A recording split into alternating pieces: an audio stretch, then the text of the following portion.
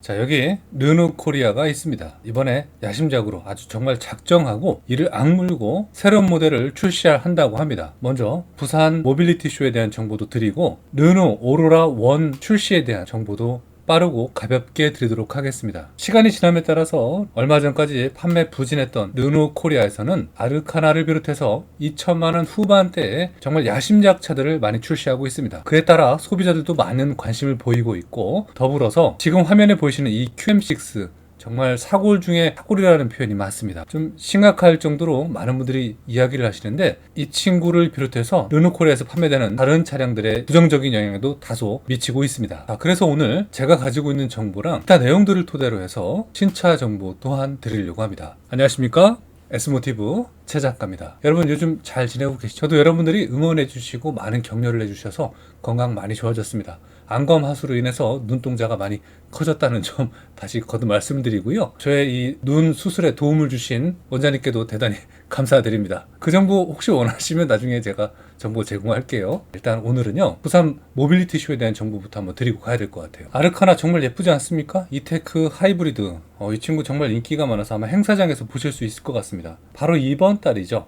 여러분 숨김없이 솔직하게 말씀드릴게요. 이번 달 일단 일정부터 지금 방송 나가는 지금이 6월 첫째 주입니다. 27일 날 2024 부산 모빌리티 쇼가 오픈을 하게 됩니다. 여러분들한테는 28일 날 정식으로 오픈되는 게 맞고요. 27일 날이 프레스데이라고 해서 저 같은 기자들이 가서 방송을 합니다. 제가 초청을 받았거든요. 신청을 했고 초청을 받았습니다. 그런데 말이죠, 여기서 좀 놀라운 정보를 또 오늘 통화를 해서 알게 됐는데, 인플루언서 그리고 유튜버들은 초대를 하지 않는다고 합니다. 많이 좀 그랬어요. 저 같은 경우는 S모티브가 언론 쪽으로 돼서 이제 기자로 돼서 초청을 받긴 했습니다. 근데 초청 허락이죠, 사실. 저희 김 PD랑 JB월드 채널 유튜브를 메인으로 하시는 분들은 일단 초청을 신청을 했는데 거부를 좀 받은 것 같아요. 그래도 유튜버들은 가긴 다 갑니다. 하지만 이번에 그런 면모에 대해서 알아보니까 이메일을 잘못 보낸 경우가 있다고 합니다. 조금이라도 유튜브하고 연관되어 있거나 인플루언서 연관되어 있으면은 이번 행사는 아마 초청받지 못하고 못 가시지 않을까 생각이 됩니다. 신문, 매스컴 등의 공식적인 프레스 데이이기 때문에 프레스만, 기자들만 가시는 걸로 일단 아시는 게 좋을 것 같습니다. 저는 초청을 받았지만 지금으로서는 좀 이렇게 좀 우려되는 느낌도 좀 받기도 합니다. 그래서 좀 생각을 해보고 나오는 차량에 따라서 제가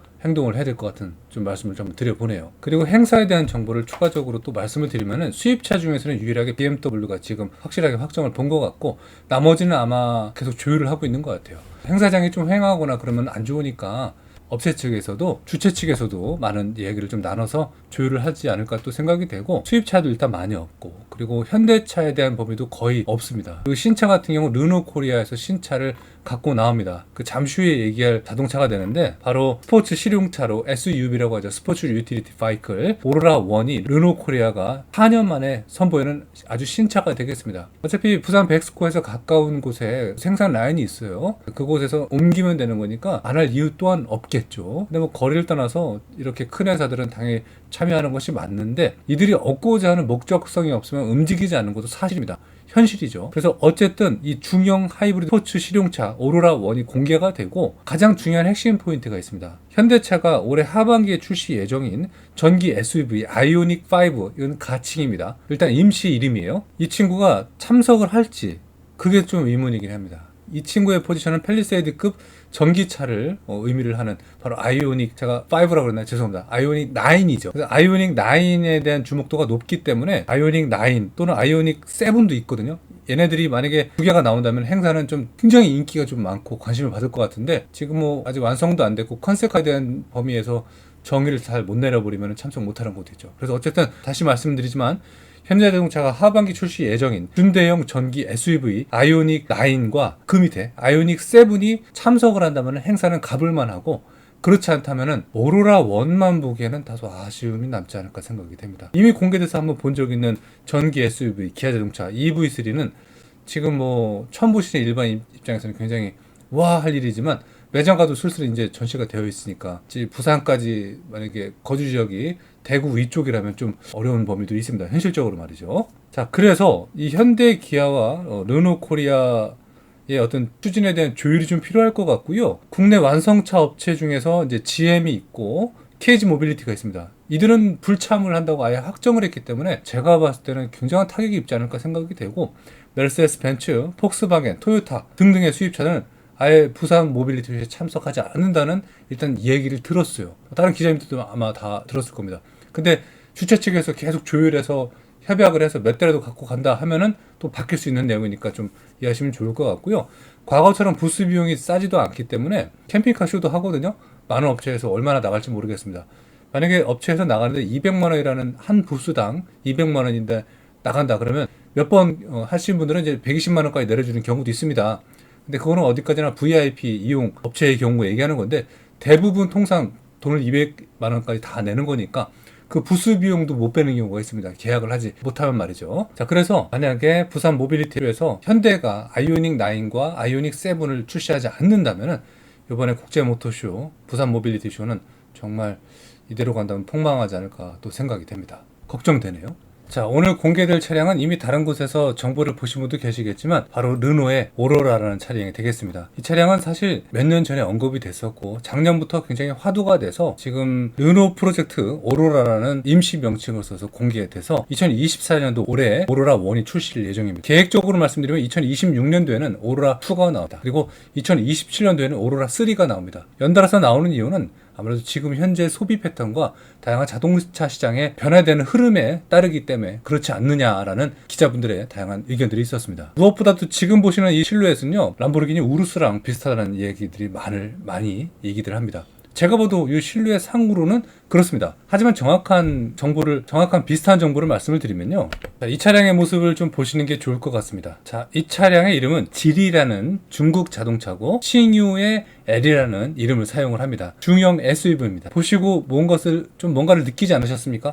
약간 산타페 이전 모델 스타일 같기도 하고, 어쨌든 이 친구는 이렇게 말씀드릴게요. QM6를 대처할 새로운 모델이 되겠습니다. 그래서 이 친구가 오라1으로 나올 것이라고 예상이 되고 있고, 이미 다른 인플루언서 분들께서 담아온 내용 봐도 이 차량을 토대로 지금 진행이 되고 있습니다. 뒤에서 보면 링컨입니다. 앞에서 보면 산타페고요. 많은 생각을 주고 있습니다. 이 차량은 헤드라이트의 스타일도 한번 보시고요. 그리고 전면 그릴이 약간 지금은 좀 바뀌었죠. 구형 K7 느낌을 좀 많이 얻기도 합니다. 다양한 좀 생각을 갖고 있게 좀 할 것 같고요. 가격 정보가 이제 중요하실 텐데 3천만 원 초반대부터 시작한다는 정보를 좀 얻기도 했는데 일부 언론에서는 2천만 원 후반대라고 얘기를 하는데, 글쎄요, 지금 3천만 원 초반대가 유력합니다. 그만큼 저렴하게 야심작으로 나오는 차량이 되니까 오로라 1이 이 지리 2021년도 나왔거든요. 지리의 싱유의 L 기반으로 나온다는 거의 예측이 맞을 것 같습니다. 실내 디자인을 보셔도 거의 흡사하게 지금 판매되고 출시가 되고 있습니다. 굉장히 잘 나왔고요. 어찌 보면은 요즘 뭐 완전 버튼들을 없애는 트렌드이긴 한데 저는 버튼과 함께 공존하는 그 트렌드에 맞은 이 디지털 형태도 나쁘지 않다고 보여집니다. 핸들 디컷도 괜찮고요. 차량은 지리지만 여러분들은 지리 좀 말이 이상한 거 죄송합니다. 여러분들은 르노 코리아에서 생산되는 오로라 1 스타일로 이 플랫폼을 받아가실 겁니다. 실내 내장재 한번 보시면 풀옵션은 이렇게 알칸타라 같은 느낌의 재질로 되어 있고, 버튼 스타트 스톱 버튼이 이렇게 원형은 아닙니다. 좀 다른 형태로 제공을 하네요. 재질도 좋고 앰비언트도 좋고 반자열도 들어가고 여러가지 이건 너무 잘 만든 것 같아요. 이러한 스타일로 이 차량은 구성이 되어 있고요. 현재 보시는 이 차량의 스펙만 보시면 일단 가솔린이고 토크가 35.7토크입니다. 높습니다. 출력은 235 출력이 되겠고 배기량은 2000cc예요. 1997이고요.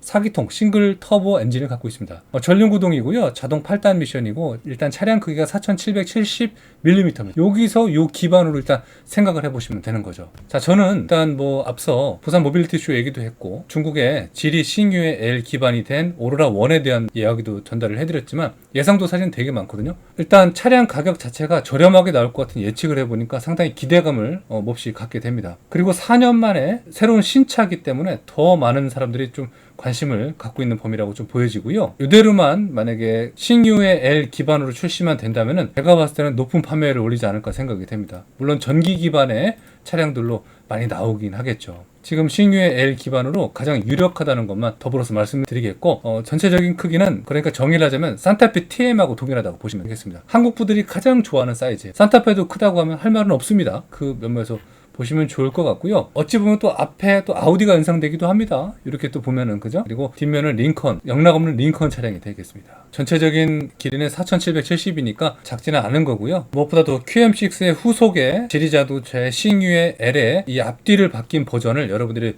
받아보신다고 생각하시는 것이 지금 현재로서는 괜찮을 것 같아요. 어차피 이 플랫폼들이 볼보랑 같이 사용하기도 합니다. 그래서 일부 내용에서는 뭐 볼보 엔진이 들어간다고 얘기를 하는데 글쎄요, 그건 좀 지켜봐야 되지 않을까 좀 생각이 됩니다. 시기상조에 대한 이유도 있으니까 우리 한번 지켜보자고요. 자, 오늘 이렇게 제가 가볍게 정보 제공했고요. 부산 모빌리티 쇼 잘 되길 바라겠습니다. 하지만 이대로 갔다가는 안 될 것 같고 좀 더 투명하고 잘 선택을 하셔서 자동차 많이 섭외하고, 기자분들이 쓰는 기사보다는 요즘 저도 기자지만 훌륭합니다. 하지만 인플루언서 분들의 영향력이 막강하거든요. 좋게 올바르게 하시는 분도 많이 있으니까 그쪽으로도 다시 한번 귀를 여시길 바라겠습니다. 계속해서 좋은 정보 제공하겠고요. 다음 시간에 뵙도록 하겠습니다. 감사합니다.